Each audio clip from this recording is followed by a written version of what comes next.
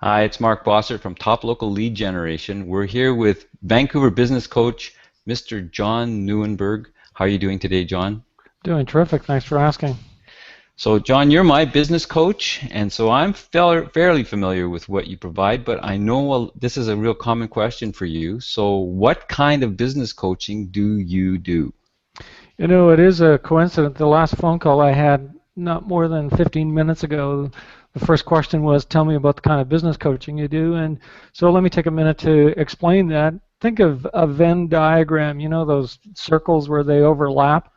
Think of three overlapping circles, and circle number one is the business side of business coaching, and that's about the systems, tools, strategies, the business side of coaching. So that's the part that most people think of when they think of business coaching. In the next diagram is the transformational side of business coaching, and that is helping people adopt and move towards a mindset of success. You know, if I were to kind of wrap that up a little bit, or let me describe it this way: if the owner wants a better business, first, the business needs a better owner. Let me just say that again. If the owner wants a better business, first, the business needs a better owner. So someone more qualified, more capable of doing the things that successful business owners do. And then the third Venn circle in this Venn diagram has to do with accountability. You know, no matter how much discipline you have, no much discipline any of us have, it's never enough. And so someone outside of ourselves will always help us do more, achieve more, reach more than we would on our own. You know, that's why so many of us have personal trainers, right? We go to the gym, but the personal trainer helps us do more push-ups, better quality push-ups, and as a result we get fitter faster. And so the same thing applies to business. Someone outside of yourself will help you achieve more. Many business owners don't really have anyone that holds them accountable. They don't have a boss, so to speak. You know, there isn't anyone at home. There are, you know, external realities of customers and banks and that kind of thing. But at the end of the day, there isn't anyone that holds you accountable, and having someone hold you accountable will get you to do more. And so if you think of those three circles, that happy place where all three of them come together and overlap is the happy place where you get results. So that's the kind of business coaching I do. On the business side, let me unpack that for a little bit. Generally speaking, there's three buckets, let me call them, three big areas that business owners have challenges in. Number one has to do with time. If you're getting great results, congratulations. It must mean that you're using your time in a way that produces those results. If you're not getting great results, or you're not getting the results you'd like, then something about how you use time, how you set priorities, how you go about using your day ought to change. Your calendar is a perfect reflection of how you set your priorities. And often our stated priorities aren't the same as the way we actually use our time. And so I help people figure that out. The second part has to do with team. So that has to do with attracting team, recruiting team, leading team, learning how to delegate, becoming a better leader. And then the third part has to do with money. And money has two distinct sides to it. Money is about banks and financing and financial plans and reporting and that kind of thing. But money often for business owners has to do with, I need more money, I need better sales, and I need better marketing. And so that's the business side of what I do with business coaching. So that's pretty much the meat of what somebody's coming to you. I'm sure each entrepreneur is going to have their own challenges in those areas. Yeah. I do. Yeah. Well, you know, when I get started with a client, the first step that what we do is do a bit of an audit. So I ask the client to do a self-survey against a range of business questions that helps them get and evaluate for themselves how well they're doing in each of the areas. So that's a great way to kind of benchmark how we're starting, and a great way for us to determine how we're going to measure success going forward. What's our present state? What does it look like today? Where would we like to be in 3 months or 12?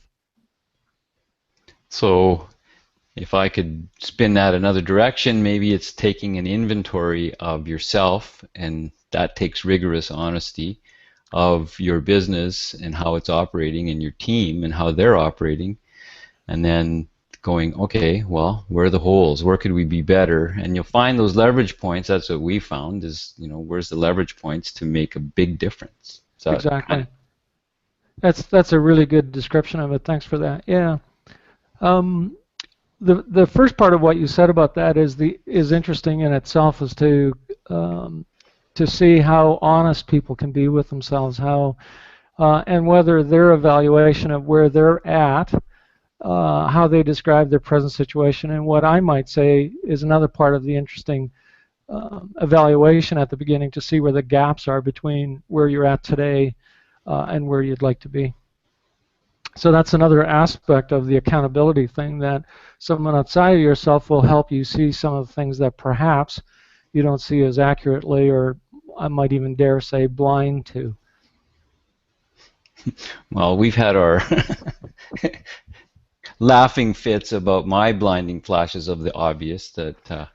Well, that's right. That's a great way to think of it. That's what we go for in coaching, is to help our clients get BFOs, big blinding flashes of the obvious, that once it becomes out there and it's open, it just appears to be so plain and so simple. Just because it's plain and simple doesn't mean that it's easy to get, right? That it's easy to understand or easy to arrive at. That when it becomes simple is when you actually have the learning take place. When you can express it in a way that reduces it to something that's easy to understand. I think it was in a conversation with you a few years ago when we talked about this, about having the map. If you want to go to Calgary and you're in Prince George and you have a map to Calgary, but in reality you're actually in Vancouver, you ain't going to get there. Yeah, that'd be a little tough, eh? The other aspect of that is, let me ask you this, Mark. Would you get on an airplane and fly from here to paradise, let's say here to Hawaii, if you knew that pilot hadn't filed a navigation plan? No. No, of course, you'd be crazy to, right? You wouldn't dream of it. And yet many of us, as business owners, don't have a navigation plan for our business. We don't have a financial plan. We don't have a business plan. And when you got a 3,000 person company, those things are pretty complex, but even a 2 or 3 or 1 person company can have a picture of what it looks like going forward and where they want to be in a year's time. Your chances of achieving that are much, much higher if you've got a firm picture in your mind of what you're aiming at. If you don't, you're like Alice in Wonderland. Any road will do. Just anywhere is fine. So having a business plan, having a navigation plan, ups your chances of success extraordinarily. Well, my experience has been that not just ups your chances of success, it ups your enjoyment of the process, because that's some of the things that I put into my plan.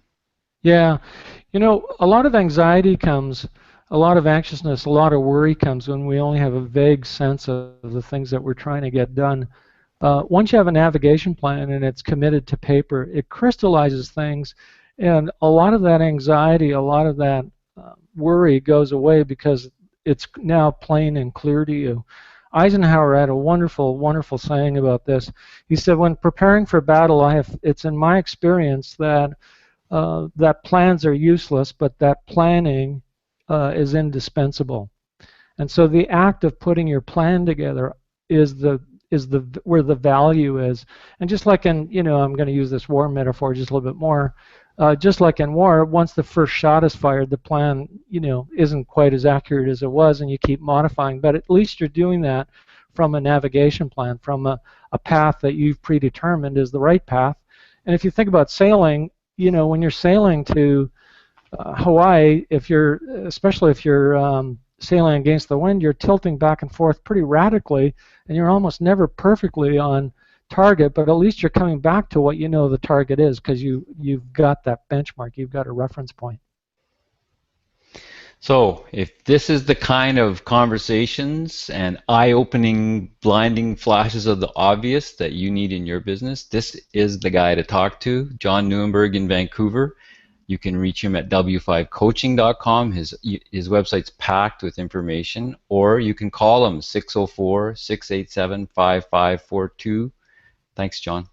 Thank you, Mark. This has been real fun.